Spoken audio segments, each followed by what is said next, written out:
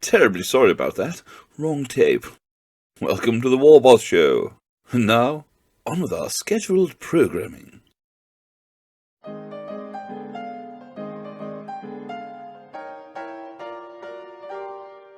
So here we have Scar, on his way to the airport, ready to leave the Emerald Isle. He boards his aircraft, ready to fly across the sea to the UK. Careful, Scar, those metal steps can be slippy. Meanwhile, Steve-O drives Dread in his carpeted van, the one with the handles on the outside. There goes Scar, flying overhead in his Chinook helicopter. Look out, lads, here he comes. And here he is, with Dim and Sid, driving down south. These three Warbosses always seem to travel together. More rain for the Southerners as they head up north, Dread navigating the way, and Steve-O, well, Steve-O keeping topped up on refreshments. There was no vaping during the war, young man. Back to the northern bosses. Whilst much merriment was had, Dim sits in the back doing last-minute paperwork. Look out for that Necron construct, Dread. Well done. Meanwhile, Essex arrives with a car laden with goodies. What's that over there, Essex? We'll never know. Still no sign of Steve-O and Dread. And why's that? Because they've stopped off for some supplies in a quaint little northern town. Stock up quick, lads, and get back on the road. And don't forget not to look like bellends. Oh, never mind. Whee! That is a lot of fun. See how it spins. Look at its bright shades of grey. And then, the arrival at Willowbrook, Glossop. What a fantastic venue. So much so that Scar channels his inner Holmes under the hammer, or should that be, under the Warhammer, and gives us a brief tour. See if you can spot all 6 Warbosses during this tour. There's one standing guard on the driveway, and there's another performing yoga. Let's have a look outside, Scar. Nature. Beautiful. What an outstanding venue to host these 6 prestigious Warbosses. I'm sure a lot of fun will be had. A little bit later in the Warboss League recap show, we'll be joining Dim for an 8-hour diatribe, where he rails against Matt Ward's writing from March 2013 to April 2013. But now, a look at the armies and battlefields of the Warboss League 2024. Each Warboss brought 1,000 points to the league. So, without further ado, let's have a look at 6,000 points of Orky goodness.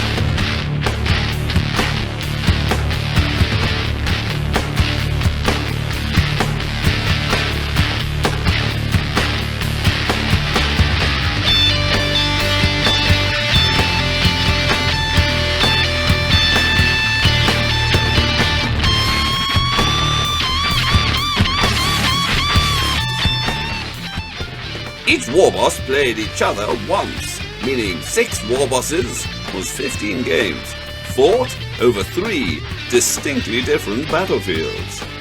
But what battlefields? Well, these battlefields. Look! Look, damn it!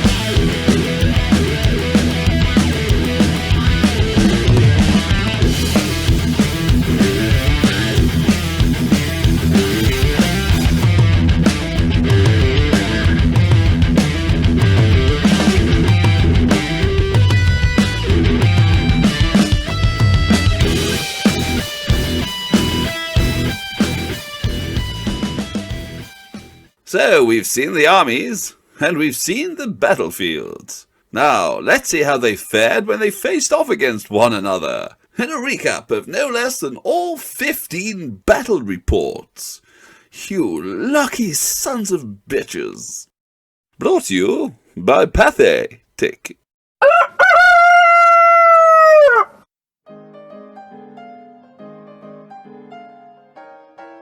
The first game of round 1 sees Steve-O face off against Scania at the Scrapyard.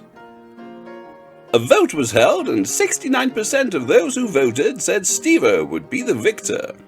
Scania swept from the skies with his Storm Boys and Chinook helicopter.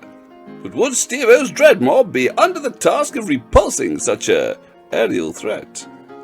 Yes they were. And they clobbered the hapless Blood Axes into a fine mushroomy paste. Better luck next time, Scar. This win goes to Steve-O. The second game saw Dread face off against Sid at the Badlands. On the public vote, 60% of you said Sydney would take the win. And he seemed to take this to heart as he rushed headlong into Dread's line. First turn. To hell with the consequences, he appeared to be shouting with his eyes quietly in his head. And all the squiggly beasts charged forward into Dread's tanks, where a mighty rock ensued. It took several turns to settle, and in the end, it looked like Dread may be about to deliver a fine tabling for the savage beasts.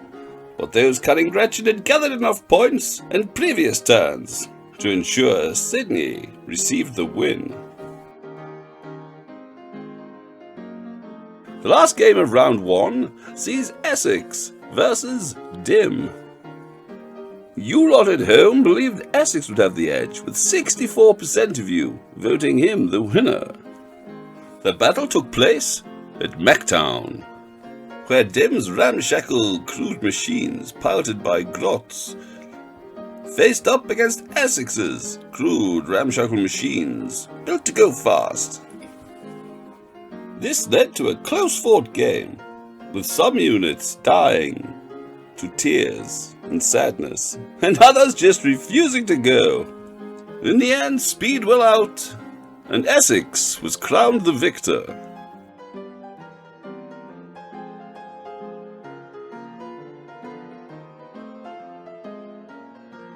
At the end of round 1, Steve-O sits top of the leaderboard with 3 points.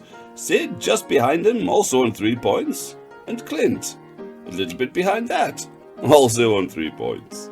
Dim, Dread and Scar all prop up the bottom half, with no wins.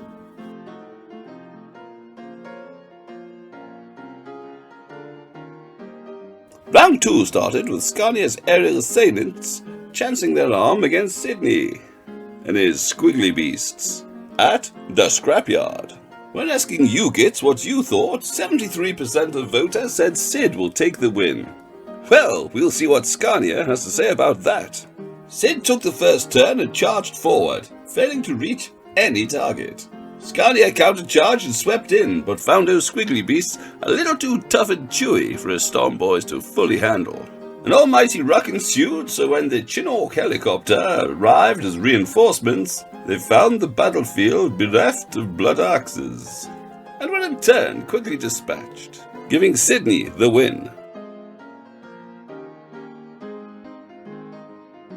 Next up, Steve-O versus Essex at Mactown. Again, we consulted the public, whose predictions had become scarily accurate. They predicted Steve-O would win, 64 to 36%. Come on, Essex, let's prove those buggers wrong. Dice were rolled, distances were measured.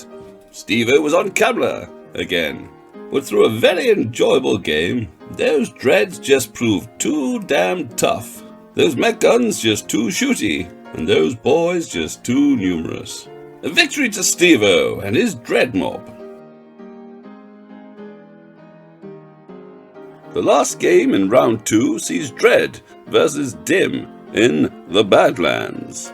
A quick consult of the polls sees 65% of you who voted thought Dread would take the win. These two sides were quite evenly matched with a large number of Grot tanks, as well as battle wagons, Grot mega tanks, and the like. Much fun was had in this light-hearted game, and in the end the old adage of Orcs is best won out, with Dread claiming the win over Dim's grotty armada.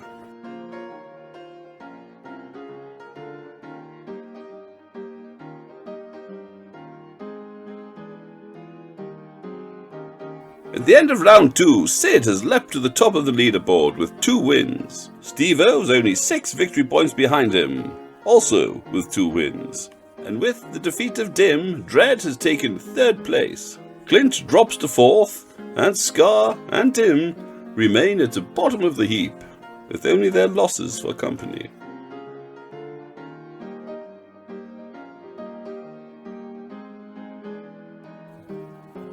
We kick off round 3 with Essex versus Sid on the Badlands. 64% of the voters said Sid would come out on top. Well, we'll have to see what Essex has to say about that.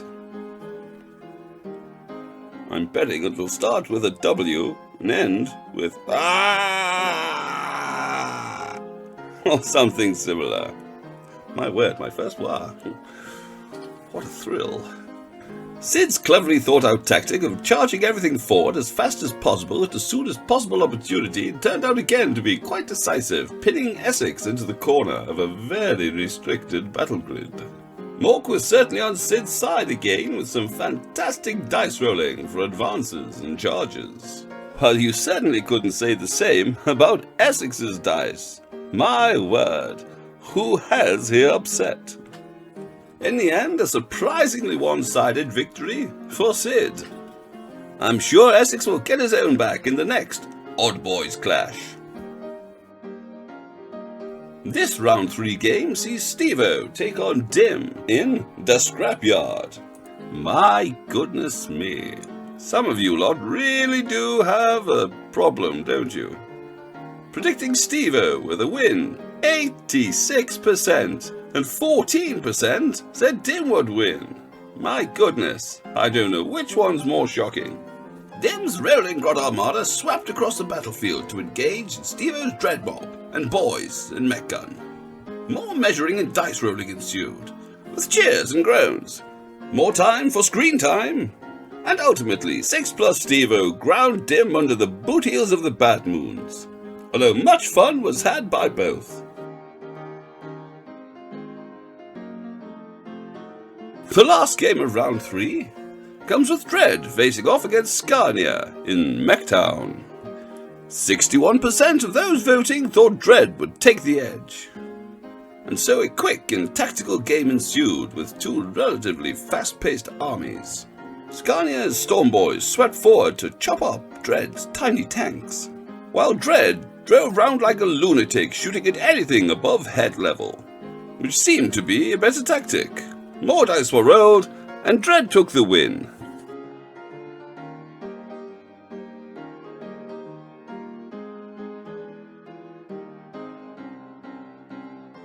None of this changed the leaderboard in the slightest, with Sid and Steve-O still sitting top on 9 points apiece, though the victory points gap did widen. Dread remained in third place with his second consecutive win, as did Clint from Essex Boys with his second consecutive loss. Dim and Scania, well, remained the same. Good for them!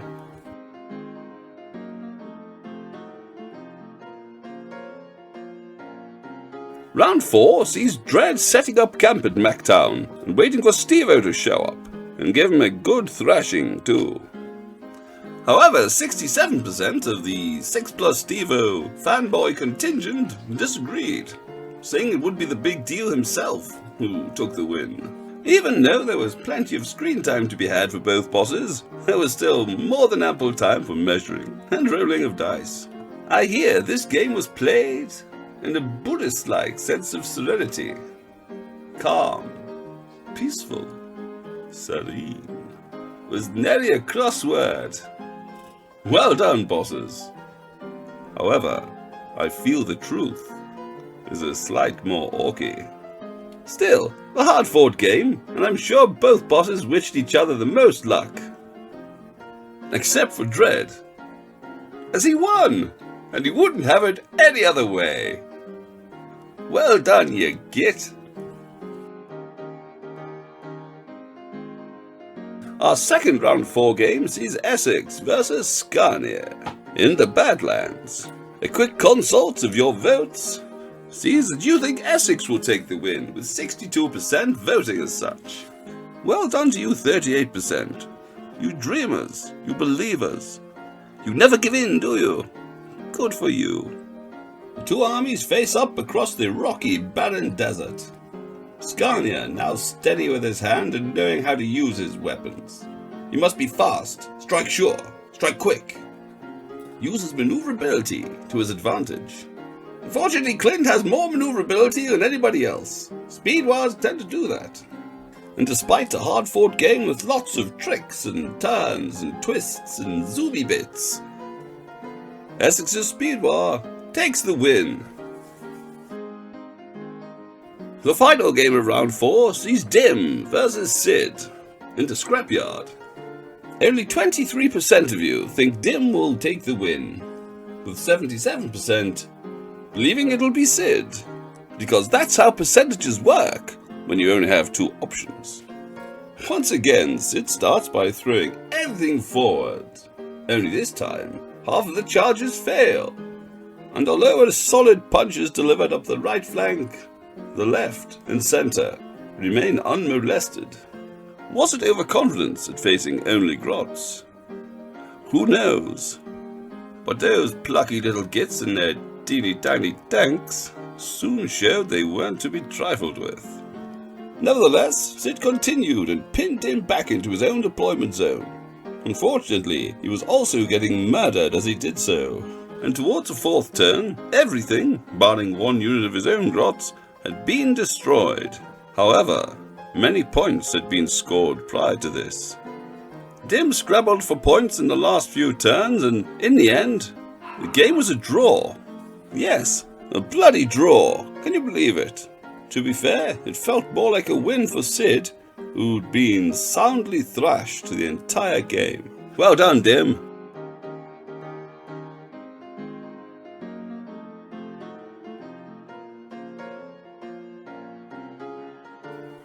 So, at the end of round 4, Sid remains at the top on 10 points, with Dread and Steve-O in 2nd and 3rd place, respectively, both on 9 points. Clint remains in 4th with 6, and Dim consolidates 5th place with 1 point, leaving Scar languishing in 6th place with no points. What has that crafty blood axe got up his sleeve?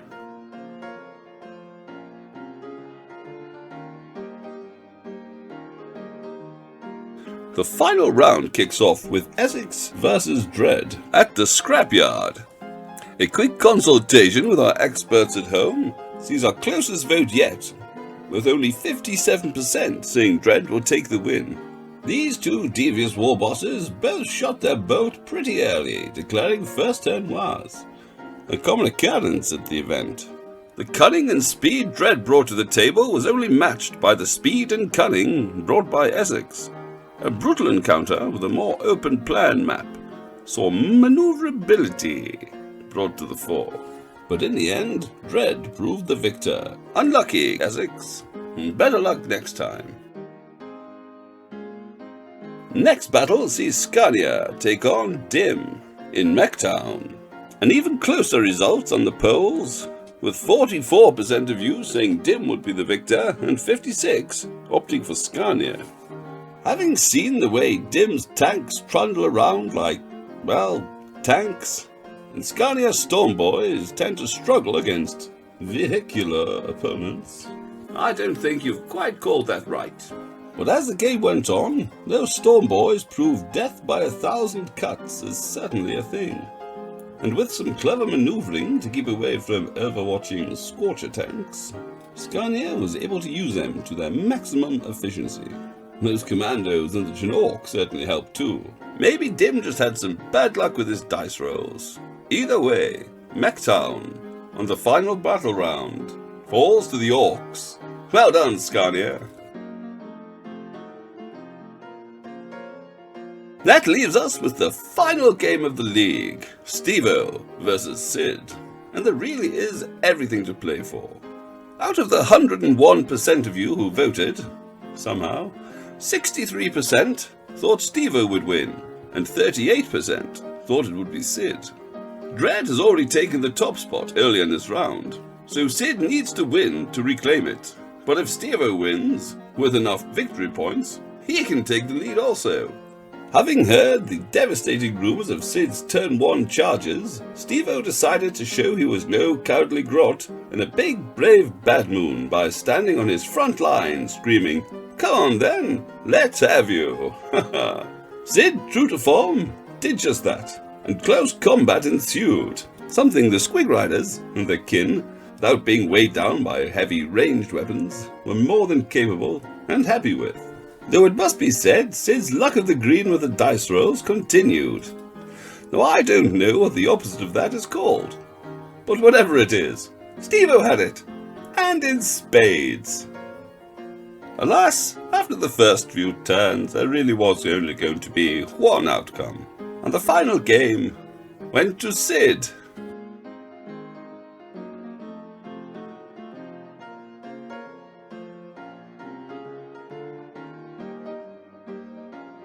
Leaving the league positions, as you can see in front of you, I'm really not going to read them out again. You can read, can't you? You understand the format by now. This is the 15th game. Read it yourself. My word. Some people. I owe you people nothing.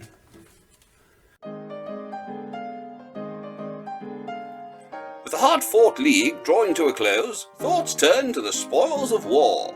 A superb winner's trophy, denoting the Biggest Boss 2024, supplied by the big deal himself, 6+ Stevo. And to the loser, the grottiest kit wooden spoon, created by Sydney, the drunken orc. Whoever picks up either of these trophies is surely a lucky zogger. So without any further delay, let's see the awards ceremony, held in the garden. Hooray! We did it. It's all right. We've done it. Right, let's go on. We played 5 games. In 15 games in total. Well, yeah. We had a lot of fun. 3 days. We did have a lot of fun. Yeah. It was good, wasn't It was epic. That was Absolutely good. epic. Yeah. Well, if you've watched the whole playlist, you've seen all these battles. So all that's left to do now is to reveal the final standings. Yes. Isn't it? Oh, yeah. So, without further ado, what should we do? We'll start from last place. Yeah. The winner. Oh, Sid, would you care to just gets the present the trophy to The wooden spoon. It's still Okay. okay. Back. There it is. in last place with 1 point, 0 wins, 4 losses, and 1 draw, and 72 victory points is our very own Dim Reaper. He's doing that. What's the meme again? There you go, mate. The winner of the grottiest gift. Yeah. Wooden spoon. Thank you. After 31 long years in this hobby, 13 of those years enduring Matt Ward's terrible writing, I've finally, GW has given me something. Well, they haven't. They've got nothing to do with this. But still, Got a trophy I've at won a last. thing by losing completely. Learn I from am his genuinely mistakes. happy for you. I'm so genuinely. wanted Well, that, well, let's face it. The person who turned up with an entirely grot army probably already is the grottiest kid. So I just proved it. There we go. Grot sock. Yeah. Okay, so What to Dim, know his fucking speech? that's who the.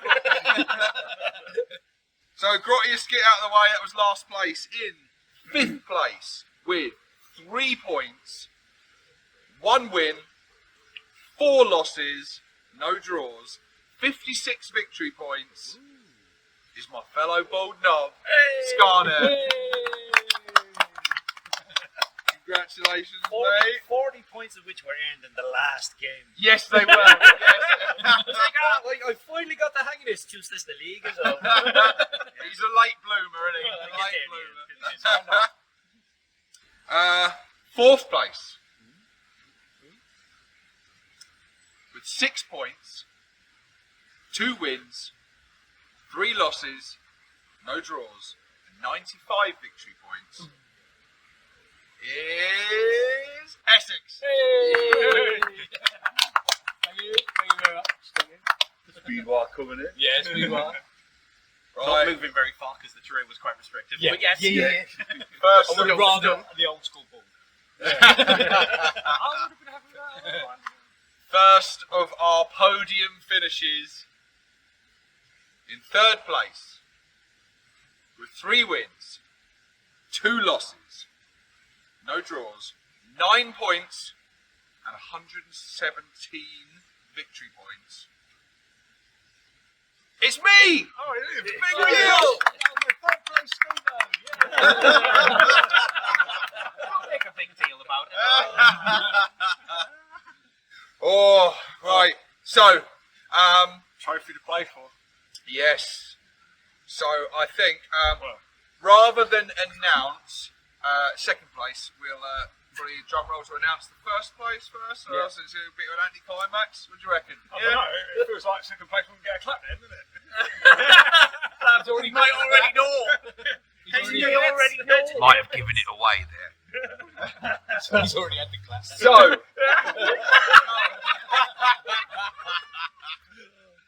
right then, we need a drum roll. Yeah, can we do a drum roll somehow? 1st place, the winner of the Warboss meet and the biggest boss 2024. Oh, you need to. I'll take that off you. So, Dredd, do you want to present the? No, go on. Dim. Oh, God.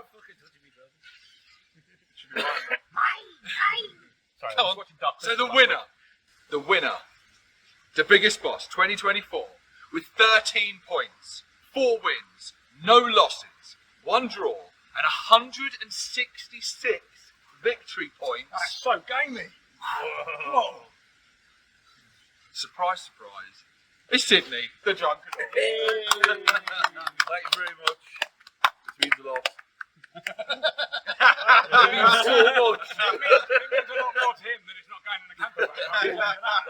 Yes, I'm glad it's in safe hands. I've got a You display got cabinet cabinet. for it. I have. That's That obviously means in 2nd place with 12 points. So He Only a just point, narrowly innit? missed out 1 point in it. 1 point in it. Yeah. 4 wins, 1 loss, no draws, and 147 victory points is Dread Wargaming for the silver trophy, of which there is no silver trophy.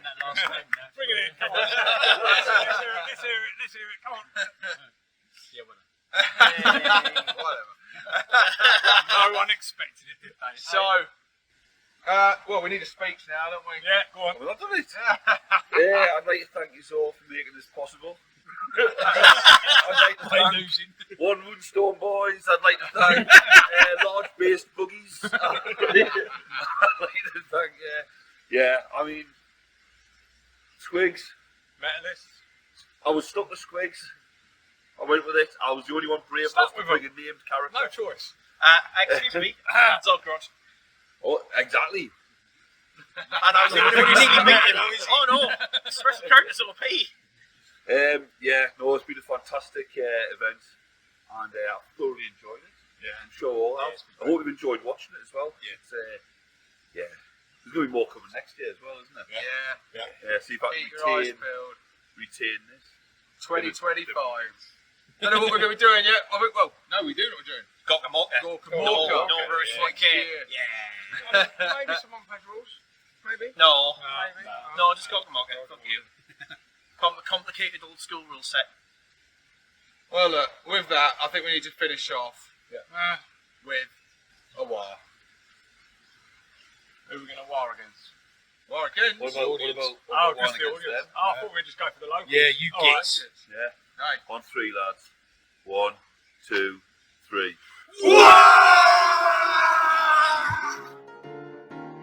So, with Sid crowned the biggest boss, and Tim scraping up the grottiest git, which I must say he looks rather more pleased about than I would have expected, we leave the Warbosses running round their garden, screaming like lunatics. However, once they had gained control of some of their more base mental faculties, I sat each of them down, one by one, and interviewed them, Q&A style, to get a more in-depth view of these 6 deranged individuals. Viewers' discretion is most definitely advised.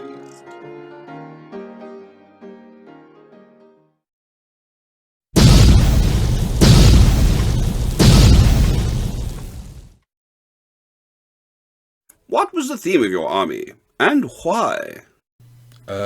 Dread Mob, of course. Why would it be anything else? The theme of my army for the meetup was ApORKalypse Now. The idea being like attack helicopters. Think of Apocalypse Now, the helicopter attack run, where you have them, the air cavalry coming in and attacking the beach. That was the sort of the idea. My friend Sci-Fi, who gave me a land of a Ork for the event, had done a previous model and had done speakers on it and stuff. So I like the idea of that. I've never done a full sort of airborne cavalry. Sadly, with my time management skills, I didn't manage to get around to build a Ork, but I got a land of one for the event off of Sai.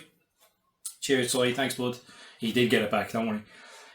But I did have a couple of Def Copters in there, and then the rest of the boys, mostly either everything's Storm Boys, so they're all jetpacks, or they were in the Ork. So everything's airborne. The whole idea was I fly into the events.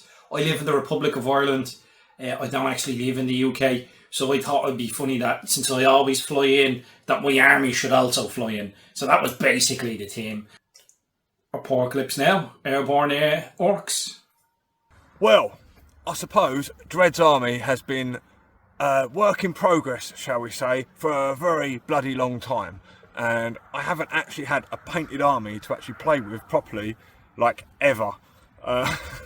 Well, yeah, basically ever. So in the last, like, couple of years, since I was not at my amazing Dread desk where I had all the opportunities to do all the modelling and painting ever, instead I was crammed into crappy spaces here and there in between things, only able to access some of my stuff at a time. I actually managed to get some painting done. Yeah, weird. So I did some painting, I got some stuff done, and it just so happened that most of the stuff that I had painted was on tracks. I had grot tanks, I had a battle wagon stroke tiger wagon, tiger tank, which I can use as a kill tank. I had another big kill tank that I was working on too. I couldn't include that because we're only doing 1,000 points. But I had some mega knobs, I had some flash kits that I, because you know, being a freebooter and not having some flash kits finished was becoming a bit of a rolling shame, so I was working on some of them. I had some boys that I've been working on forever.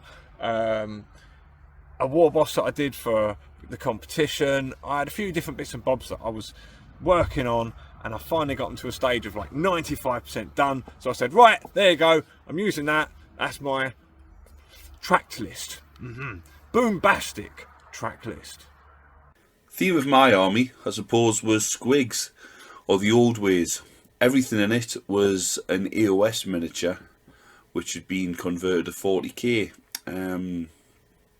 The grots were all night goblins. The beast snaggers were savage orcs. The beasts, the squig hog boys were savage orc boar boys.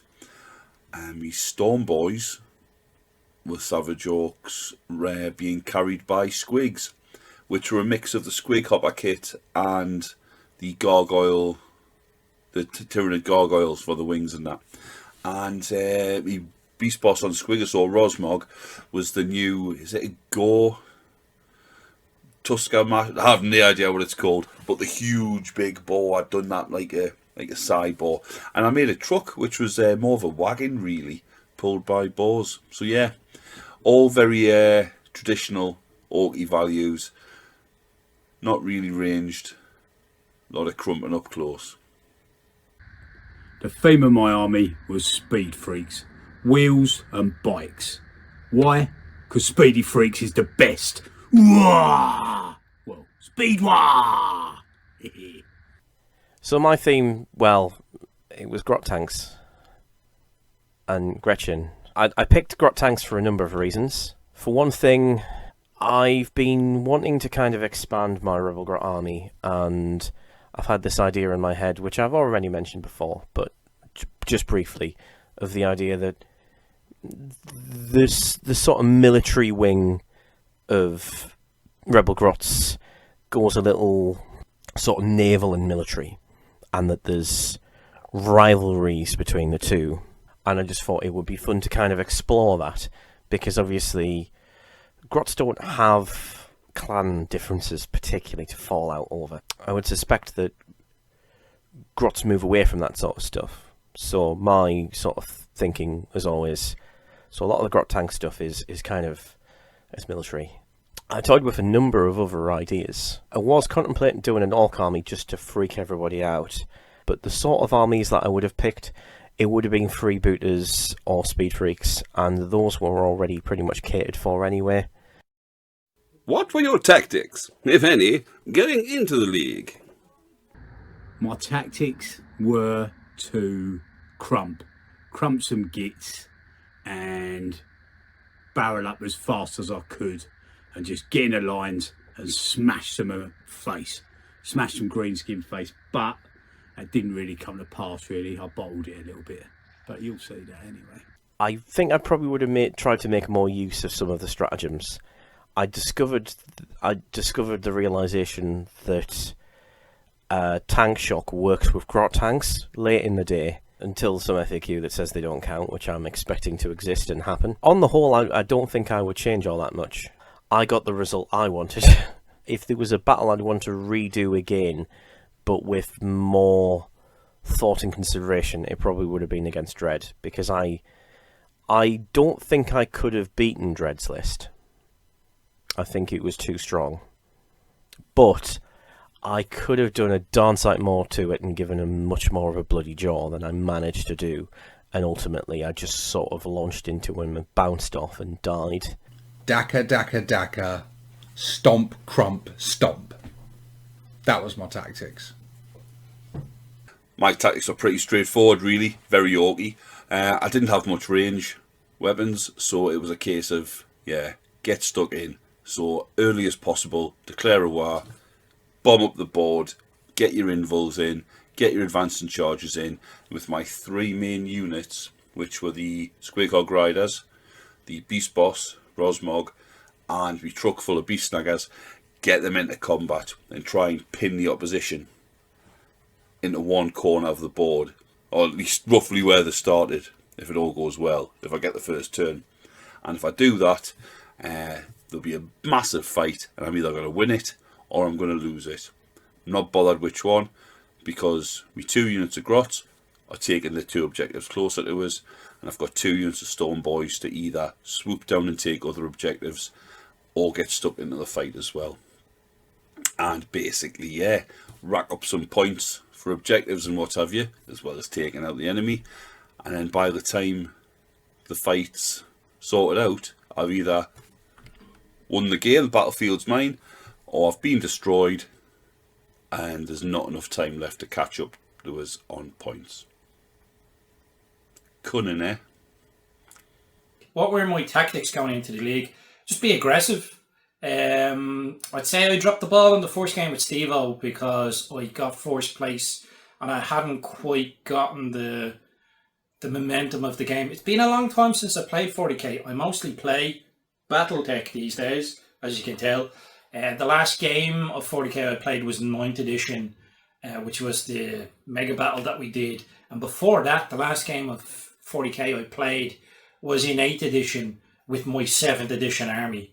And that was literally I think it was just before we went into lockdown in Ireland. So what was that, 2020? February 2020? So I've played like 2 games of 40k. The meta has totally changed. So my tactics, I knew I was light on anti-armor going in, but power claws are really terrible against vehicles at the moment. So my tactics were just be aggressive. I was a bit hesitant first of all, but then I just sort of embraced it and went for it. So it was just be aggressive were my tactics pretty much. Right, tactics. No, I didn't. Everyone thinks I was like really like making out battle plan stuff. I weren't really. Basically, I don't know the game enough to have any particular tactics. But what I figured was, if I've got a battle wagon and some mega knobs, that's one really hard to shift, immovable object as such. So if I can put that on an objective, then I've got one of them sort of held. And if I also put the grots in the battle wagon with the mega knobs, then they can be screened by the battle wagon and the mega knobs. And if I could even spread them across, maybe to try and stretch them across 2 objectives, who knows, but I've just thought, well, I've at least got one there.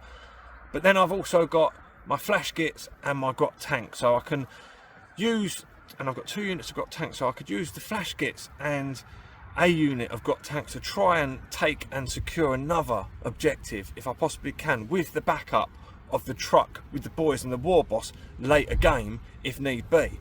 And then I can use the second unit of grot tanks to pretend that I'm interested in the third. So I want to make it look like I'm being greedy, I'm being dreaded, I'm just going for everything. I'm like, yeah, I'm going forward, I'm having everything. That's what I wanted my opponents to think. And I loved it. One of my favourite moments of watching the whole series back was actually watching my game with Steve-O, which was, there was some fireworks in that game. I can't believe like they were not mostly on camera. That was I mean, it was a fantastic game. It was really, but very tense, and I loved it when he walked off into the kitchen. I didn't see that in real life. I weren't there filming it for him. He filmed that himself. So when I saw that clip of him walking off in the kitchen going, I think Dread's fallen for it. So he's got tanks and I'm going to charge him around, and he thought I was running away because I didn't know what to do, and that wasn't the case. I was feigning an interest. I pulled him round the side where he became useless for something I weren't really interested in, all the while still providing fire. So I loved that it worked on Steve-O of all people. So yeah, that was basically my tactics, and it kind of worked in most instances. Yeah, it really did, actually, to be fair. It really did work for me.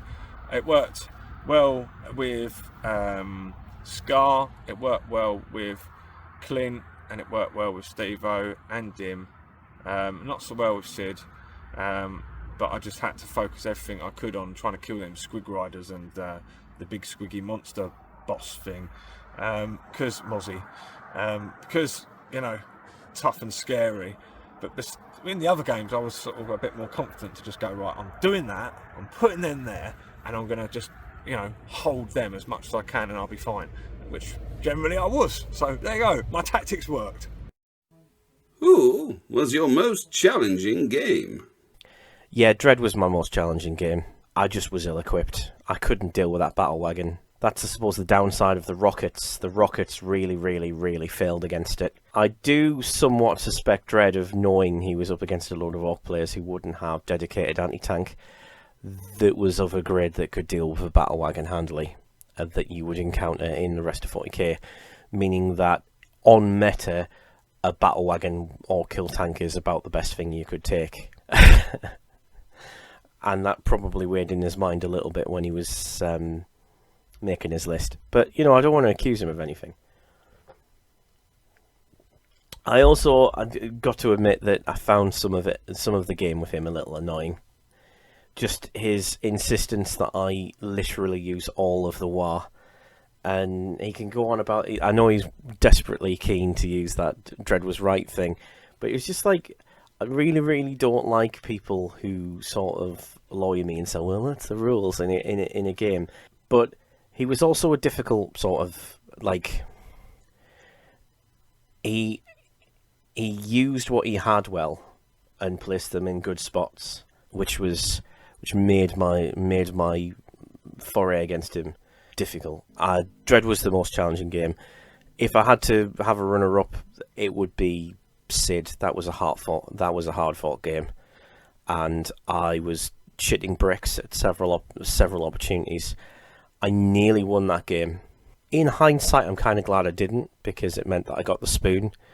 But I did feel a certain sense of satisfaction that my most successful game was against the person who won. And from what I gather, everybody else didn't do quite as well. So being able to scrape a draw with Sid was pleasing. It was pleasing. Well, undoubtedly, Sid. As stated before, it was the only list I was particularly scared of. And yeah, Mozrog and Squighogs. What more do I need to say? He brought the power list. He was the series power gamer, shall we say. But yeah, no, we had an actually really good game. It was really tight, and I almost had him. So next time, mate, next time, you're fucking getting it. You're getting it. I'm gonna get that victory over you. Toughest game. Well, Dim was my low scoring game. We got a draw, 18 points each. And if you look at me at the top of the league and Dim at the bottom, a lot of people might think, ooh, Dim was lucky to get that draw. Well, no, he wasn't. When we realised it was going to be a draw, it felt like a win to me. I'd been soundly thrashed. I felt like it for the 3 or 4 turns before that point. So that was tough. But Dread was a tough game. He had a good list. Battle Wagon, Freebooter, Mega Nobs, Grot Tanks. They're all there. They're all on tracks. Freebooters had tracksuits. Mega Nobs had track marks on their arms. I don't know, all the Scalextric tracks in the hut. It was a good solid theme. Tracks. But it was a good list, and it was the first game of the tournament, so I didn't know how my list was going to perform. So that made it tough. And plus, you've got that sort of thing hanging out your head, haven't you? I'm fighting Dread. I went into the whole thing thinking, if I can beat Dread, I'm happy. The other four can absolutely batter us. Doesn't matter. Just get out and over Dread. Dread cannot beat me. Because that's a nightmare, that. You other four poor bastards. He's got that hanging over you, know, for the next 12 months. I'll beat you, you stupid. Couldn't be bothered. So, yeah.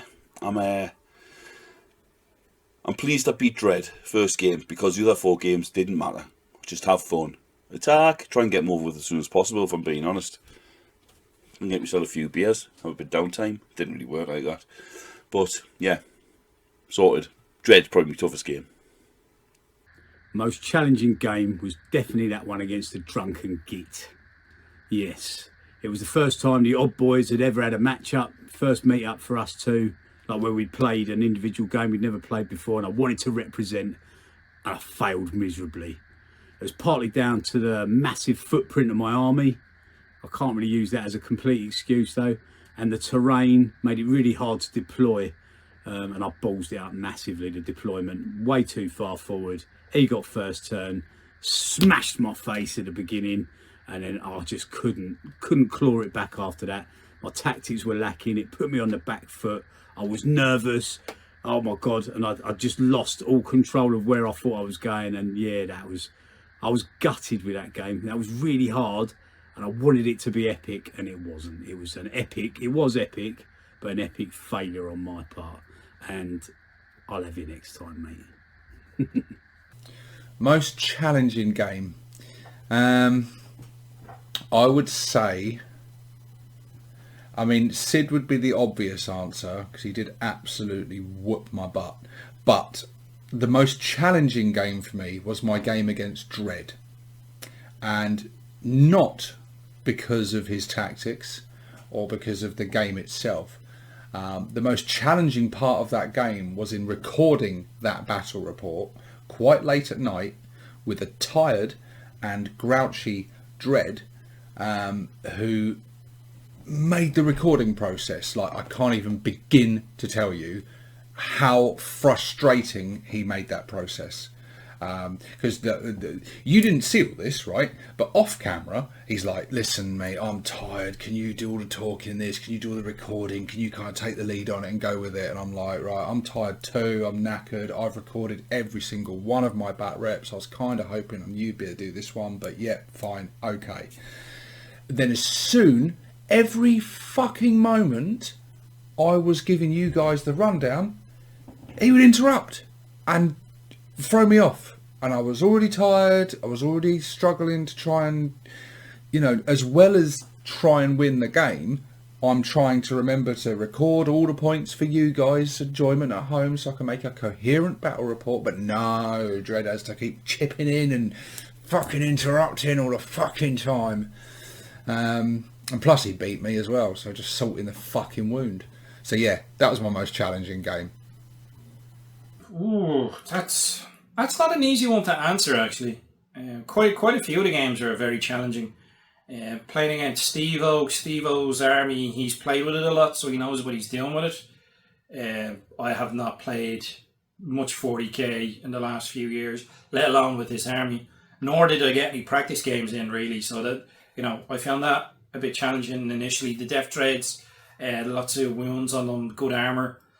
Sid's Squeak Hog Riders, like the hard as nails. The boys coming out of the truck just annihilating commandos and stuff. Like his army packed the punch. I felt like I did some damage, but like the Storm Boys were just bouncing off. So that was challenging in that respect. Clint was a challenge because he was up in your face, but it was like super zany. That was interesting. So they're, you know, challenging in different regards. Dreads, there was a lot of vehicles and I was suffering against vehicles. Again, Power Claws not being what they used to be. My mindset is kind of like Seventh Ed, you know what I mean, where you'd be able to sort of bring a few Power Claws sprinkled into an army and they'd take out vehicles, but the meta has shifted quite substantially quite a few times. And then against Dame, yeah, that was an interesting one as well. But by that time, I think I'd kind of gotten, like, you know, I'd gotten a few games under my belt. I kind of got a feel for how the army worked. So that was also challenging though. I knew what those Scorchia Grot tanks could do and a few other bits and pieces. But I'd say they were all challenging. I don't think any one of them was specifically challenging. I think they were all challenging in their own way, if you get me. I know that's a bit of a cop-out answer, but it's my honest answer. Which game was the most fun? Yeah, they were all fun. They were all fun, man. Laughed a lot through a lot of the games. I especially remember laughing a lot with Scar. There's two parts to the game, really, when you're playing with mates. There's your interaction with your mate, and there's the game itself. And Scar, Clint, and Steve-O's games were a little bit... I felt a bit guilty because it was going so one-sided. The two where it wasn't, with Dread and Dim, I felt I enjoyed those games more. But the interaction with the lads was an absolute hoot in every single one of them. We didn't have to be playing 40k, we could have been playing fucking Ludo or Clue. or Hungry Hungry Hippos. My God, that would have been fun, wouldn't it? 4-player Hungry Hippos. Oh. Yeah, but they were all fun. All fun. My most fun game, without a doubt, was the one against Dim. I had a good game against Dread, a really good tactical battle, and it really sort of stretched me, and it was good fun. But the most fun I had at the meet was playing against the hobby git Dim. We laughed so much. There were so many ridiculously good saves and roll-offs and just clutch moments. We had our Warbosses locked up for like 3 turns of combat. I had my shock jump dragster that was just like wouldn't die, and it was just there. He just kept rolling and rolling. I was saving everything and he was missing, and oh mate, and that won me the game really. I think it was so close. And yet I know, Steve-O, we were supposed to be recording bat reps, and you know, we didn't unfortunately catch most of that on camera because we were too busy living it and playing it. It was a true Orky game played by 2 lovers of orcs that I don't know, it was just such a laugh. But unfortunately, we didn't quite capture the hilarity that we had on camera. We'll do better next time, I promise. I'd say fun-wise, maybe team, and like I'd say with, if I had to pick one, and I mean that's really sort of pushing about, I'd say with Clint. Clint's army was fun. I thought Clint had a fun army. Like, I liked his conversions. It was very sort of dynamic looking, you know what I mean? I had the Stone Boys conversions, so they're sort of arcing in, and then he had it was a shock jump dragster, I think it was, or one of them custom booster blast. I can't remember off the top of my head now, but he had one of his buggies that was sort of angled upwards. So like, I thought it looked really good. It was I felt it was a very sort of thematic game, visually very narrative. That's why I would make it the most fun. But game wise, all the guys were fun to play against. But I found playing against the Essex, his army was the most fun because it seemed like visually very fun, if you get me. Not that the rest of them weren't, but our 2 armies clashing looked like they'd fit, if you get me. It's a close call. I enjoyed a lot of the games. I enjoyed Steve-O's game. I very much enjoyed Sid's game because it was so swingy. Mine and Scar's game was really, really good for a number of reasons. Not just because I'd had enough games to learn how the game works by this point, but also just, it was just such an aggressive game. But the most eventful game and just the most overall fun game was the game with Clint. Hands down, it was the best game because there was just so much shit that just made it worth the playing to a much greater degree than all the other ones, because there's little stories in there, and that's what I like in a game, is little narrative things, and just my sort of dismissive attitude to that goddamn shock jump dragster cost me so dearly. It changed the trajectory of the game entirely. And that's the sort of thing I live for when I play games. And that was the best moment of any of the battles that I played. My most fun game? That's a tough one. Probably my game with Essex, because it was very tight all the way through. There was a lot of twists and turns, and he tried a few tricky things and I tried a few tricky things, and we had a right laugh about the fact we were trying tricky things with each other. And yeah, it was just a fun game. It was in good spirits, and it had a lot riding on it still. You know, we got to that point in the competition where it's the last game, and it could have meant nothing at that stage, but it didn't. I could have got a win if I got really high points in that game. So I pushed and I pushed and I pushed for the win, obviously, and to win with high points, so that I was still in with a chance of winning the whole tournament. You can but try. It's got to go to the game I had with Dim. Now, all my games were fun, and all the bosses, it was great to play against all of the gits. But I don't know, the game with Dim was just a really, really fun one. I mean, it helped that it was a close game. It was very sort of back and forward. I think he took the lead at the beginning, and it was pretty much neck and neck all the way through. It was only really the final turn when I sort of stormed ahead in points. But up until that turn 5, it was a very, very close game, and just good fun. And I think another part of it was like the first time me and Dim had played. Like, we obviously played at the meet before that, in the big battle, which was great, but I wasn't really opposite him, so we didn't really get to play much. So it was the first time me and Dim playing each other, and I've got to say, great fun. Dim played in the true spirit of the game, and we both had very thematic lists. I mean, we all did, but they just worked well against each other, and it was just a really, really fun game, and we had a lot of laughs doing it. And yeah, I think of all the battle reports, watching them all back, it's probably the one I've enjoyed the most as well, actually. And yeah, it was the most fun game. But that's not to take anything away from all the other games, because they were all really good as well. Who or what was your overall MVP? Probably my grot tanks, because they did provide the distraction that I wanted on the objective that I wasn't so interested in, and they also provided a bit of cover and fire. They could hold other units up, the Scorchers particularly being very useful against other orcs, and the retreating fallback thing is just amazing. And I feel like I really did unlock some of the best of that potential.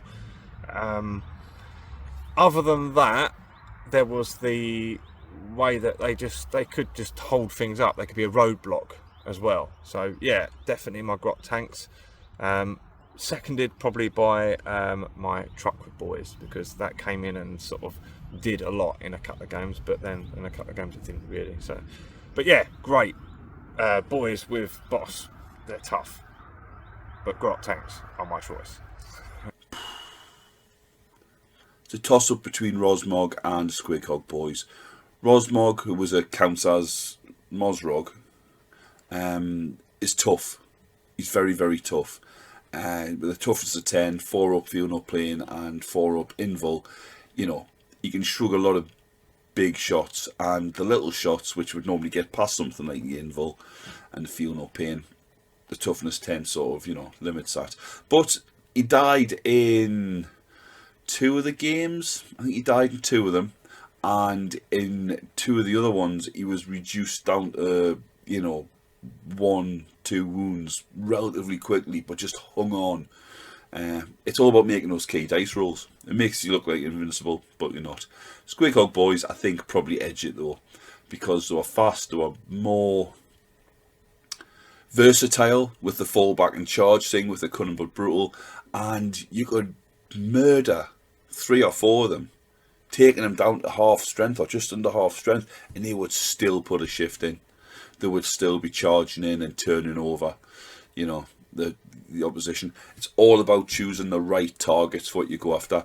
Mozrog against Storm Boys or a big unit of boys is not very good, because yeah, he's not going to get dragged down, but he's not going to kill them. He hasn't got the horde killing power. He's big thumping hits. He's taking out vehicles. He's taking out characters. Whereas the Squighog boys, jack of all trades.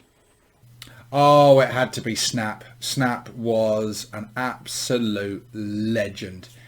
Yeah, he did incredible. My Death Dread, armed with 3 claws and a big shooter, he was just wrecking face. He really was. In so many of the games, he killed so many things, and in some games he just refused to die. Yeah, he was an absolute wrecking machine. Snap. Yeah, he will forever hold a special place in my heart. He's the first Death Dread I ever built and painted, and he's just mint. I love Snap. The Paintboy was pretty solid tactics wise, bringing back a few of the knobs. The knobs unit that he was attached to when he used his Grot Orderly, and he was bringing back the unit again. I mean, tactics wise, yeah, that would be good. But it has to be the Storm Boys. They were just fun. They were cool. They got in there. I mean, they total glass hammers. They didn't last long, but they were great crack. I enjoyed them. and the Death Copters as well. The Death Copters were very hard to get used to, but once you got the hang of them, you could do a lot of mortal wounds. But I think Stoneboys has to be the MVPs. They did most of the grunt work. They were the main team of the army, most of the visual, probably the most useful throughout all the games. So I'd have to say Stoneboys. Well, if you've watched the battle reports, it's kind of obvious. There's only really two contenders for my money. The Scorcher Grot Tanks mob did well in almost every game. They did a lot of clearing, but it has to be the Deathkiller Wartrike. It was far better than I expected it to be, and combined with Super Cyborg, it became a very tanky, very tanky tank unit that just would not die in a number of games, and those mattered quite a lot. The most eventful where it was in the game of Clint, and that was just bullshit. It was brilliant. I just loved it. It was the most satisfying aspect of it. I do think the runner up has to go to the Grot Tanks with the Scorchers though, because they did probably the most damage, I think, of in all of the games. They always did well. MVP, it's got to be Big Mech Warhammer War, isn't it? Really, what's not to love? A Big Mech on bike.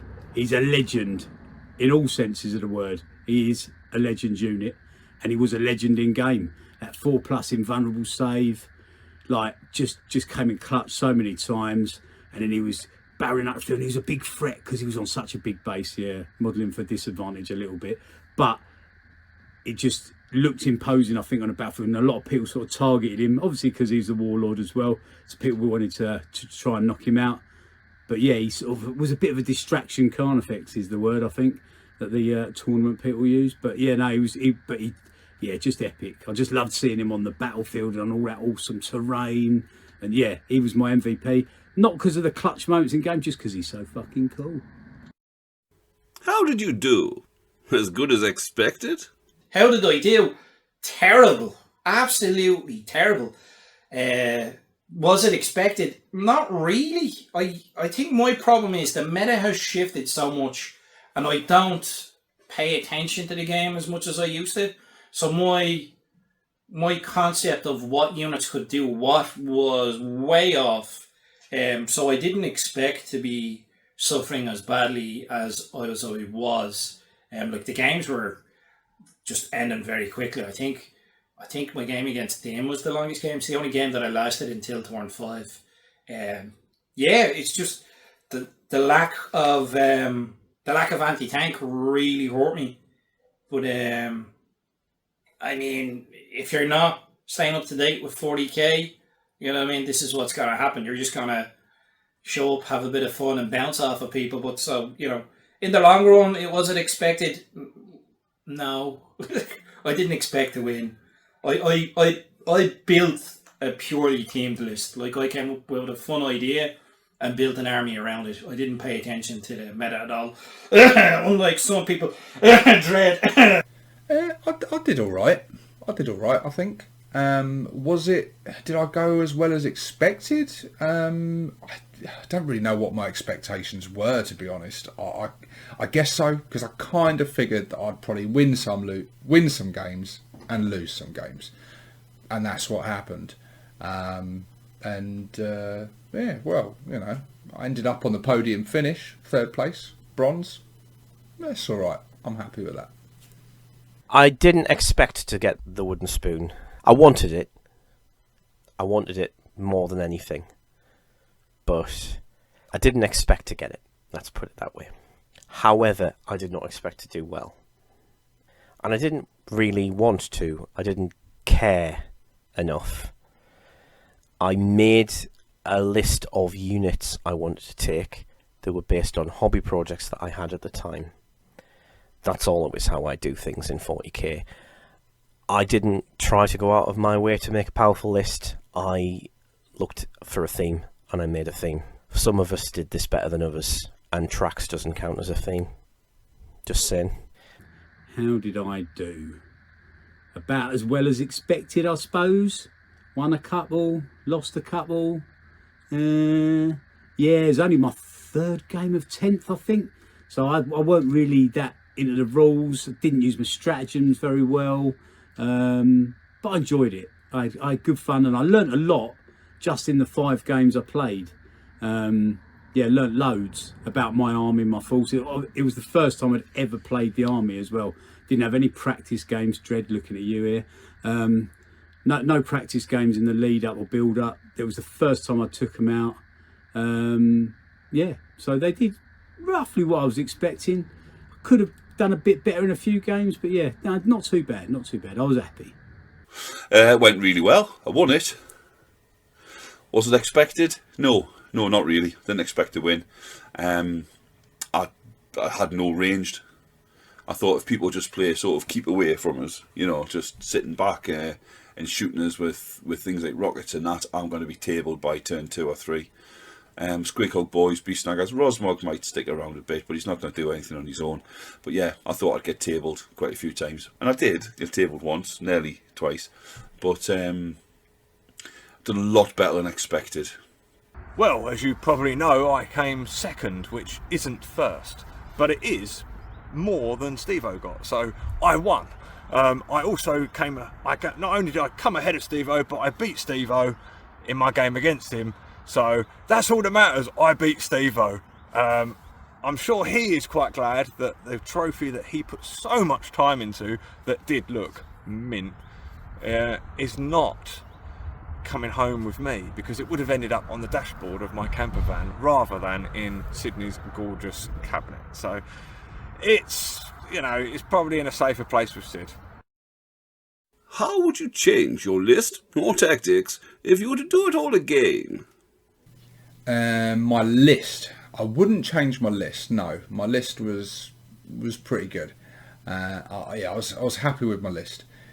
Tactics, I would change. My big regret from the league is in my game against Sid. Actually, I deployed poorly, and then the tactics were just all wrong, and I think if I had deployed differently and adapted my tactics and respected the amount of melee damage that was heading my way, if I had a bit more respect for my opponent's army and played a bit more cautiously and not overconfidently, I think things could have gone slightly differently. I'm not saying I would have won that game. I think, to be honest with you, I probably most likely would have still lost that game, but I certainly could have made a more compelling game, a closer game, and given Sid more of a challenge. In my opinion, I think it was a little bit of an anticlimactic end, especially since that game, whoever won between me and Sid was going to win the whole league. So yeah, I kind of fluffed it at the end there. So yeah, I think in future just got to focus a little bit more. You know, if this was ever happen again, I'd just adapt my tactics a bit, depending on the opponent and the army and things, and just think about things a little bit more. But I don't generally do that. I just generally throw stuff on and just go for it and see what happens. And sometimes it works and sometimes it doesn't. Honestly, I think I probably would have got rid of the Grot Mega Tanks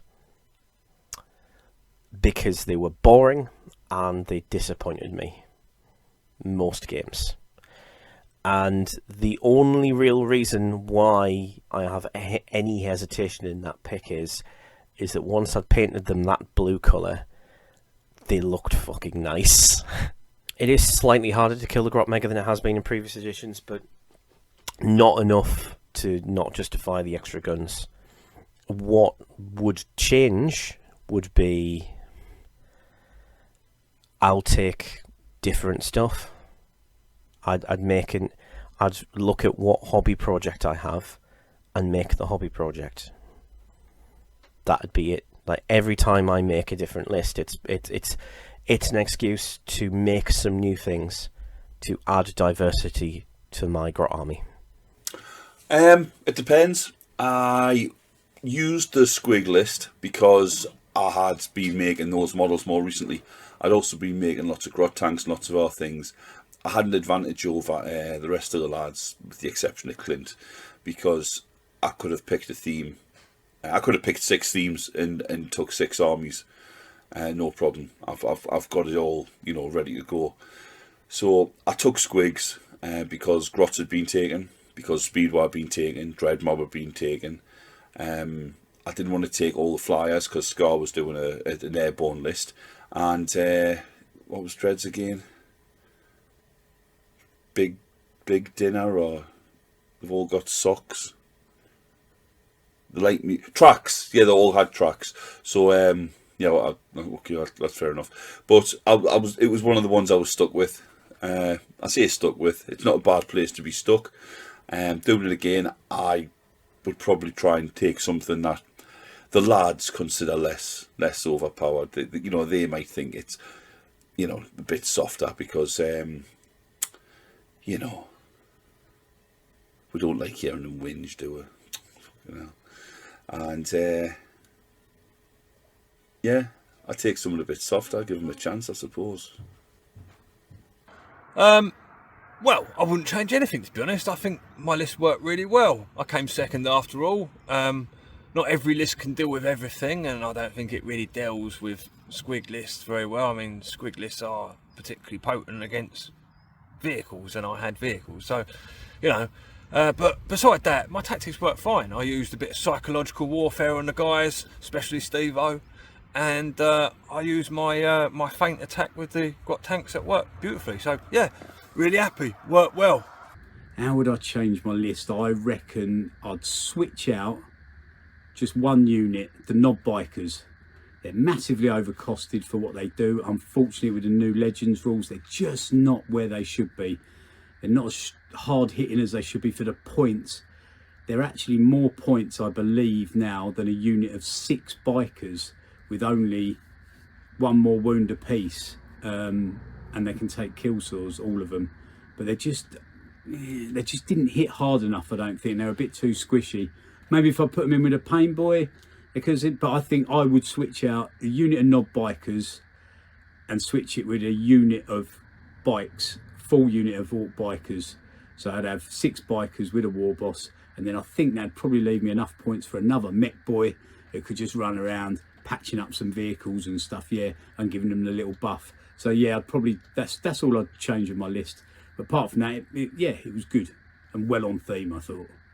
I found my Zagstruct model. I was originally going to put Zagstruct in, but I would probably get rid of the WoW banner knob, maybe the Chinork Coplet as well, and the knobs and the Pain Boy. The Commandos are still kind of fun.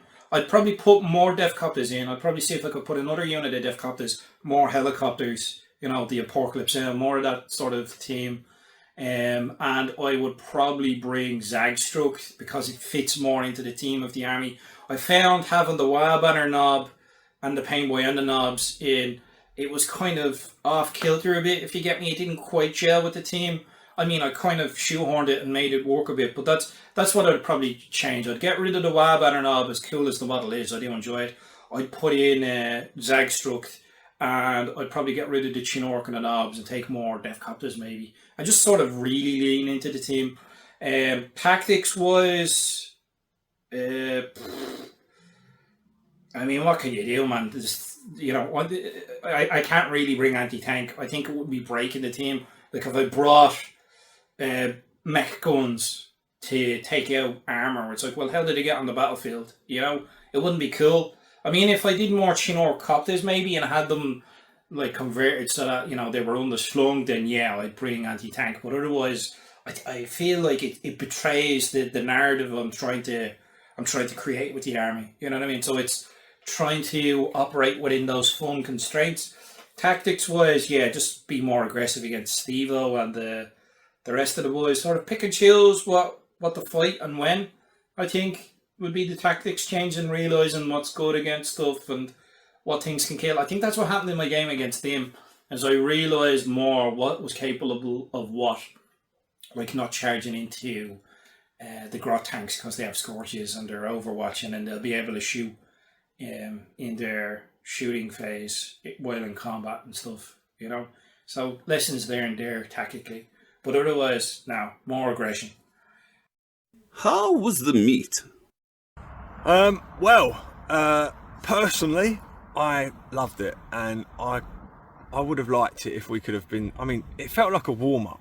You know, like a few days together playing games. Then we could have had a few days out exploring and doing adventures, and a few more days of games. And I could have done that for a few weeks. I know the other guys have got families and other commitments, but I would have loved more of that, because you know it's a memory I'm never going to forget. It's going to be a cherished memory for the rest of my life. But I would have liked more time. You know, that's what I wanted. It was more time, because it was a special moment. It really was. It was really nice just having that quality time with the lads, and it was good for my mental health, and I think for everybody else's too.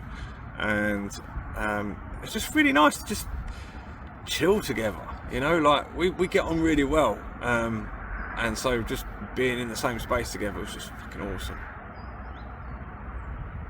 The meat was awesome. Just if for no other reason, just for meeting up with 5 of my, now what I'd like to call my best mates. All loving orcs, talking orcs, playing orcs, painting orcs, playing games of 40k, chatting shit. Yeah, it was just great fun. The house was amazing, beautiful place, nice part of the world as well. Glossop, lovely place. The only thing I'd say was a little bit like a busman's holiday for me. I did a little bit too much cooking, but we'll resolve that in the next one. And I can't wait for the next one. Good crack. I enjoyed it. Yeah, we got to try a few things. I mean, we had it a bit chock full with playing 40k with the league. Like, the league was really a tournament, and I think my preconception going in was a bit more narrative or themed, since we were talking about team lists. But other than that, it was grand. I didn't know I liked Scotched eggs. I got to enjoy them for the first time, and they were amazing. Cracking curries by Dread, mac and cheese by Sid. You know, the food was amazing. Got to play a bit of Blood Bowl. We even played a bit of Hero Quest and died horribly. The gaff that we went to was great crack. I actually have a video of that stashed away that I'll give you now for editing. A little walk around. Like, the place that we were staying in was great. And we always have good fun with the lads, like, you know what I mean? Like, we could be kicking a football around the pitch in the rain, and I'd still have a laugh with them, you know? But it was good crack. I only wish we had time to get a bit of PATHE-tik in. I'd brought the arena and the lads were wanting to play, but lessons learned, you know what I mean? If you're getting 5 games in over 3 days, it's a lot of work. 40k takes a long time to play, but that's just the way the game is now, you know what I mean? Even if you've got it down to a fine art, the games were taking forever, but, you know, lessons learned. Oh, the meat was brilliant. The meat was awesome. The last year's meat was really good in Peterborough. This time in sunny Glossop, it was a much better location, much nicer. Further away, a lot further to travel. It was a long old drive for me and Dread. But yeah, when we got there, it was just great. It was really chilled. We had a massive house, beautiful rooms, really well equipped and everything. It was mint. It was mint. We had great food. We had Dread cooking the world's most expensive curry, which really fucking stung our fucking wallets.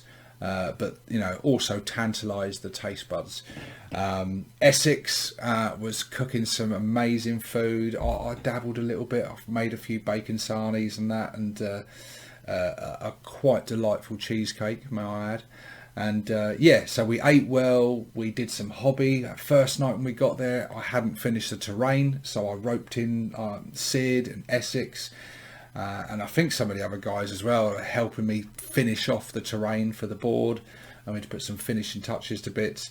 And yeah, it was the league itself, obviously great fun, just brilliant to be able to play each of the Warbosses one-on-one and get that sort of like one-on-one time with them during the game, and that really good fun, especially with some of the bosses that like live up north or in Ireland, who I don't get to see very often. And so yeah, that was really cool.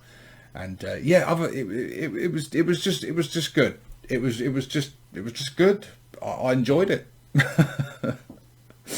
It was really good. I had a good time.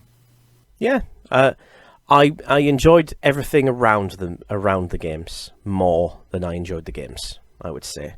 And we always have a good time when we're together. It's always fun. I look back on the sort of like the games, and I enjoyed them as spectacles. I didn't so much enjoy them as games. To my money, it was more an opportunity to get a bit of one-on-one time with all the different war bosses. How was the meat? Tough. I assume you mean the beef in Dred's curry. No, the meat was brilliant. It was awesome. I mean, I didn't expect it to be anything else. It was busy. There was a lot more gaming going on, and a lot less downtime as opposed to the one before in Peterborough. But so, do you know what? So, I was spending a week in a lovely house in a lovely area, with some absolute top lads. Yeah, I mean these are people I've met online through toy soldiers whilst in my mid-40s. You know, there's not many 40-odd-year-old people make friends through toys at, you know, online. I don't know, it just seems weird, but these are some of the best lads, you know, really good mates, and I've got to spend time with them. Yeah. It was fucking amazing. What are your best memories or highlights? Best memories? Ooh, now this is a tough one. There's a few. Sid falling asleep on the sofa and snoring with a very strange noise. Hopefully we can add the clip here. I thought he was going to die at one point. And removing his beer bottle, his empty beer bottle from his hand while he dozed gently on the sofa. That was quite funny. And the Indian meal that Dred produced, not a chef, but he done really well. Beautiful meal. Cost us a fucking fortune in shopping, and took him 2 days to prepare, but it was lovely. Great, all sitting around the table, chatting shit, drinking, eating some good food, and just 6 mates all enjoying themselves. That was, yeah, it was really good, and I can't wait for the next one. Just having a laugh with the lads, you know what I mean? I think I enjoyed the downtime more than the games. That's not saying that I didn't enjoy the games, but I enjoy hanging out with the lads and having something to eat, like having a meal together and talking shit, or, you know, having conversations about life and life experiences, and, you know, that sort of stuff. Hanging out with the rest of the war bosses would be the highlights, apart from the culinary adventures that were had. I did bake some scones. They weren't too bad. They were all right. And what else? Memories or personal highlights? What else is memorable and comes off the top of my head? Yeah, no, we had good crack. We died playing HeroQuest. I've never died playing HeroQuest before, but there you go. And yeah, it was good crack overall. You know. Well, one of the highlights for me was quite a lot of the food. Probably the highlight was Clint's Scotch eggs, to be honest. I've always wanted to sort of press my mouth into Clint's meaty balls. That's definitely a thing I've wanted to do, and suckle the egg inside. I could have eaten those for weeks. They were absolutely delicious. And I suppose the other stuff was not too bad too. In game, did I have any personal highlights? The Death Killer Wartrike refusing to die in Clint's game. Steve-O's unbelievably annoying Death Dreads. Sid's game was an entire emotional rollercoaster from start to finish. Watching Dred not get first, that was a highlight. Again, the cool wall. I love the cool wall. I thought the cool wall was a great idea. It's a great idea. I'm glad I thought of it. I'm glad I stole it off Top Gear, is the other sort of way to say that. And I'm glad I stole it off other YouTubers who stole it off Top Gear before me and showed that it would work on a YouTube format, and I went, oh, let's have that. We found a nice greasy spoon that made a great breakfast, and we should have gone there more often.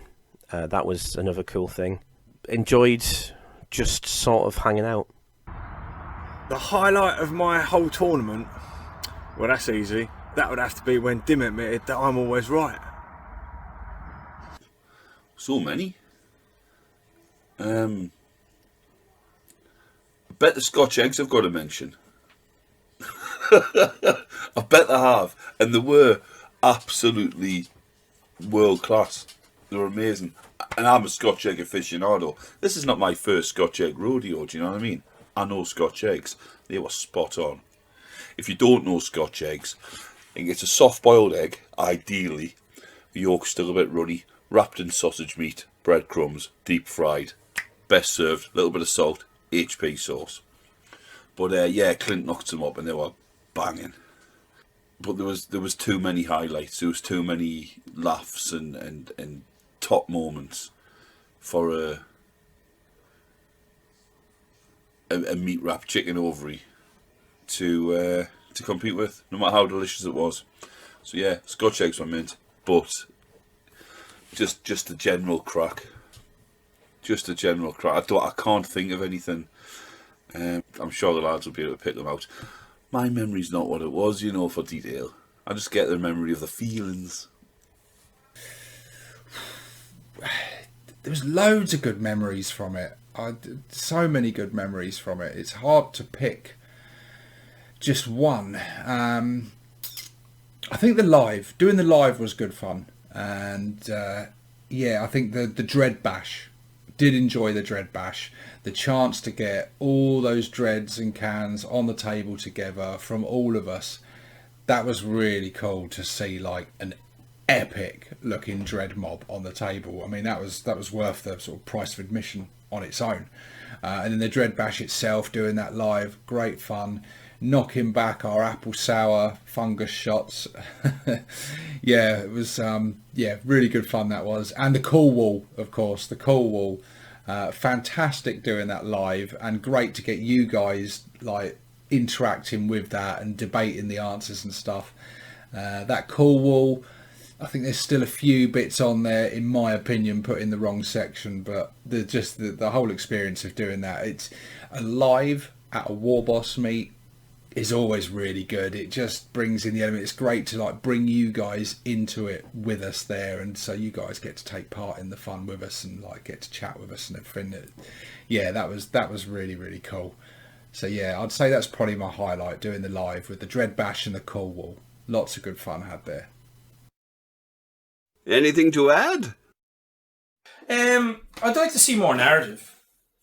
Like I understand the league has a function, but I want to see like campaign sort of play. I enjoy the mega battles. They're more of a spectacle, more of an event. You know what I mean? Like I really enjoy the mega battles. Or if we played like if we were to play a series of games again, I'd like to see sort of a map campaign. You know what I mean? I want to see more narrative weaved into our games rather than play 5 games, just grab objectives. You know, I want to see a narrative weaved in between the games.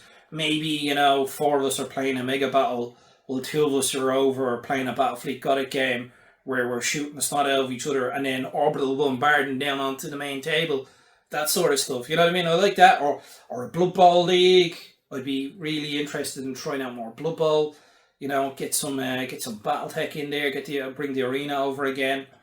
But other than that, like, yeah, there's not much more you can add in. I think that's the only thing I'd add, is that we put a lot on the plate, and I think we didn't realise until we were in the thick of it.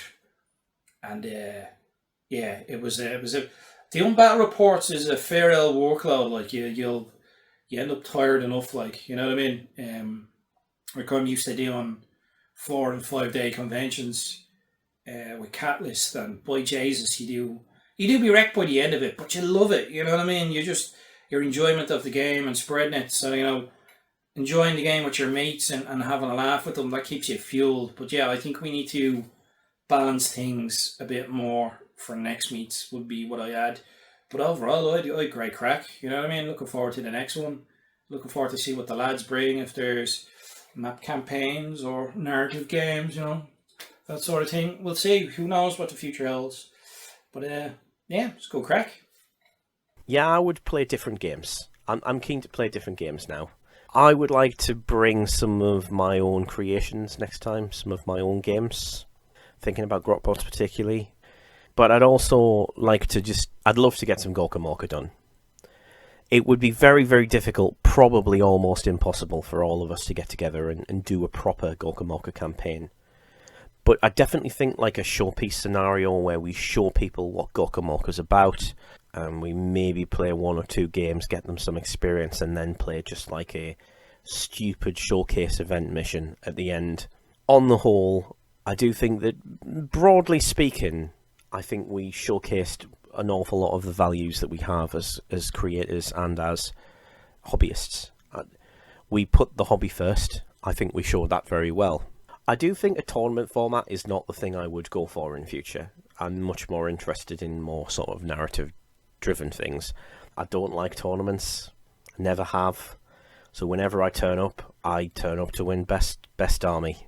That's what I'm interested in doing.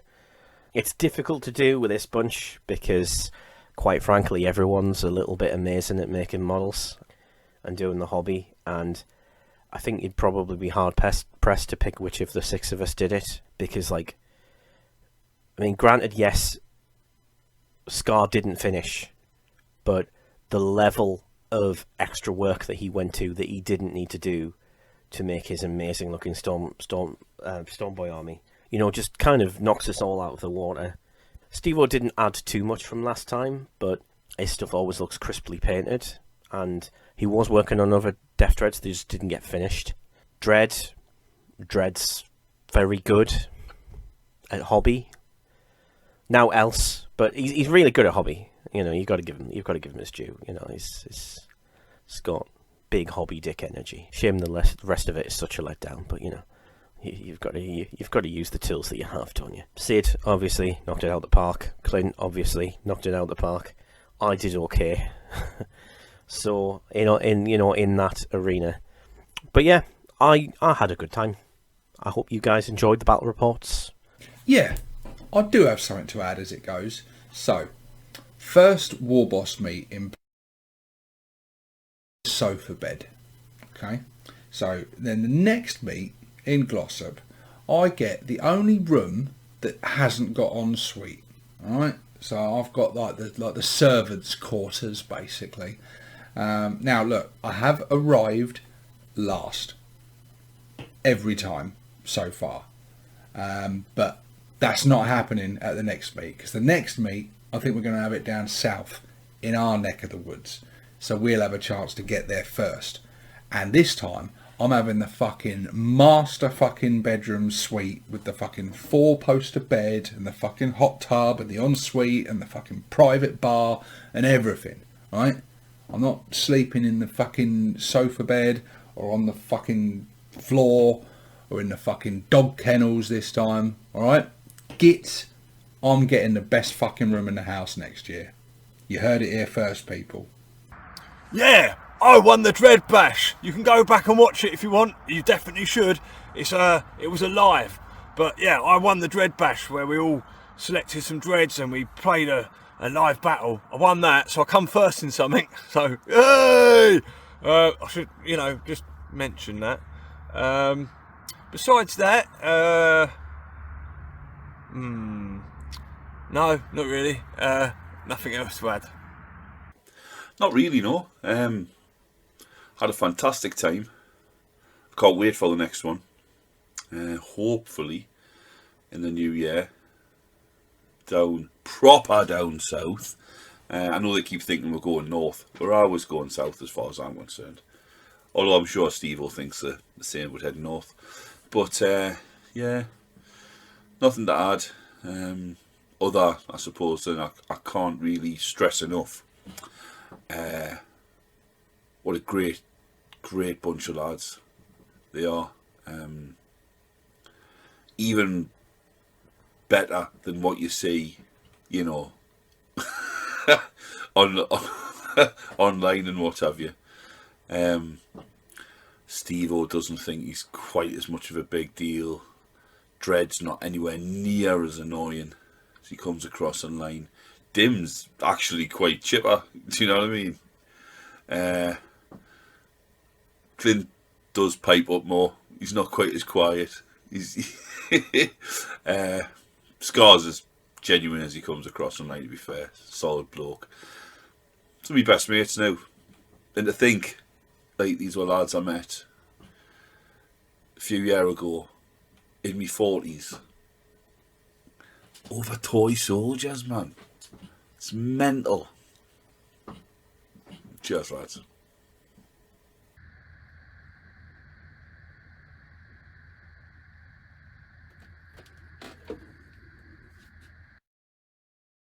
And now for something completely different.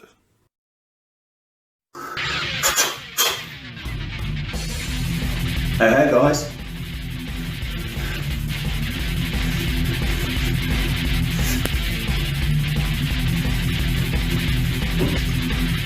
Well, a lot of my favourite kits have been taken away because the Ork law is shit and the people who write it don't care. They've never written and since Matt fucking won. Well, if you excuse me, I've got to go now. Service this boiler with my beautiful tool.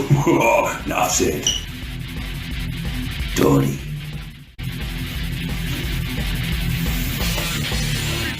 Yeah, you better vote for me or punch you for the kids. Oh, PATHE-tik, you bollocks.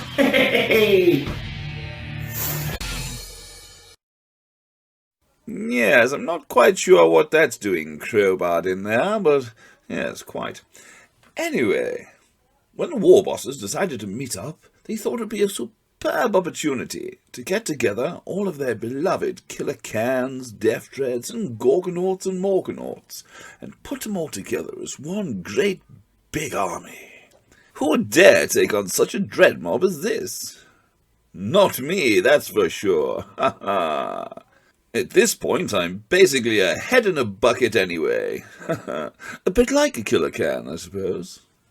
Maybe I should sign up. It would make sense, though, to look at the brochure first. So let's do that.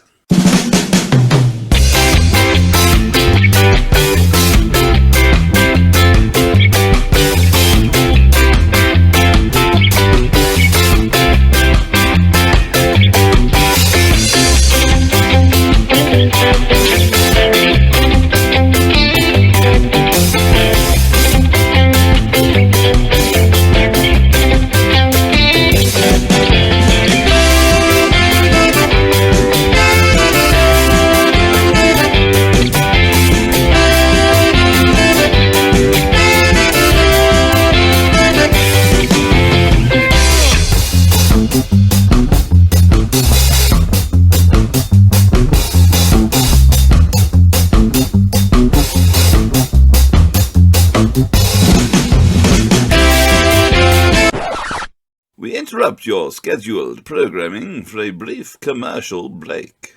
He just did everything wrong. Everything. And he made overpowered codexes that were all the same, they were all boring, and you know what? The law was just fucking dog shit. Absolute fucking dog shit. It was the worst fucking thing. Steve-O, here, have this. Why? Because you're not yourself when you're hungry.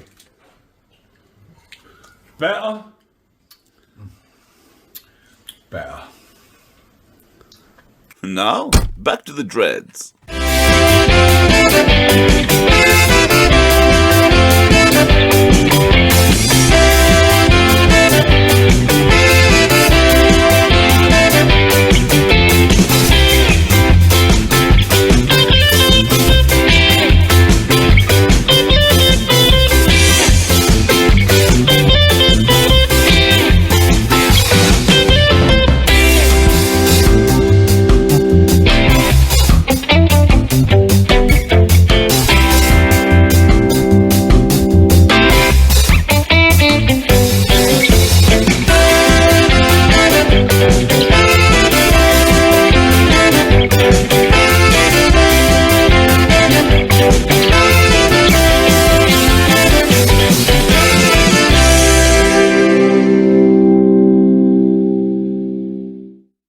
That's enough said from the dreads. So, we've seen battles between Bad Moons and Blood Axes, Freebooters and Speed Freaks, Savage Orcs and Grot Rebellionists. we've seen dreads fight buggies and bikes, squigs fight storm boys, and battle wagons fight grot tanks. Oh, so many grot tanks. But it hasn't all been gaming. There's been other moments too, whether marvelling that a newly opened box only contains 2 Jaffa cakes, or posing coyly for a hentai waifu calendar. Going shopping for a balanced diet.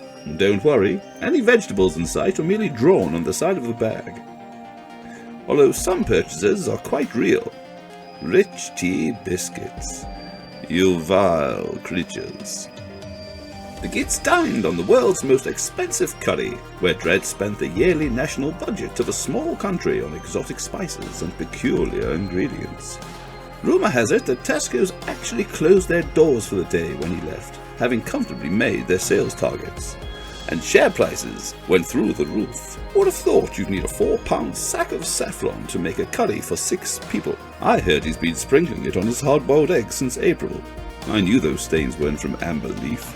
There was also a hearty stick-to-your-ribs macaroni and cheese made by Sydney, a rather delicious lemon cheesecake served in a wine glass, courtesy of Steve-O, and of course the world-class Scotch eggs that were so sublime they could end wars.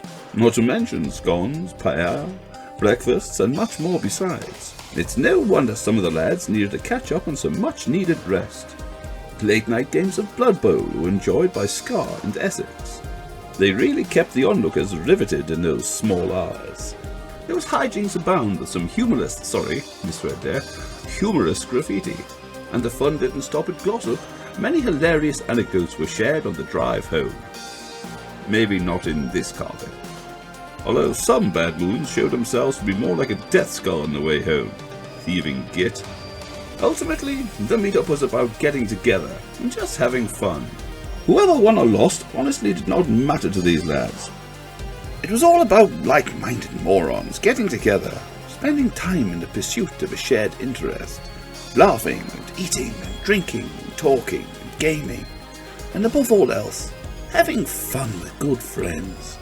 Do you know what kind of ship will never sink? Yes, that's right. A great big fucking Orky battleship with massive fucking guns and proper thick armour, all flying around and blowing shit up. Try and sink that, you me git. You can't. And that's what brings us kindred spirits together. A common love of something wonderful, something special, something green. We all know Orcs is the best, and you all know Orcs is the best too. So why not take a leaf out of the Warboss playbook and reach out to your Orky brothers and sisters? Arrange to meet with them, whether weekly, monthly, yearly, it doesn't matter. Just do it. You'll owe yourself some fun. If these 6 can manage it, anybody can. And so, that's it. We've reached the end of the episode. The end of the Warboss 2024 League. And the end of the Warboss show. We truly hope you've enjoyed watching over the years, and we thank you greatly for your support. But for now, this is the Warbosses, signing out.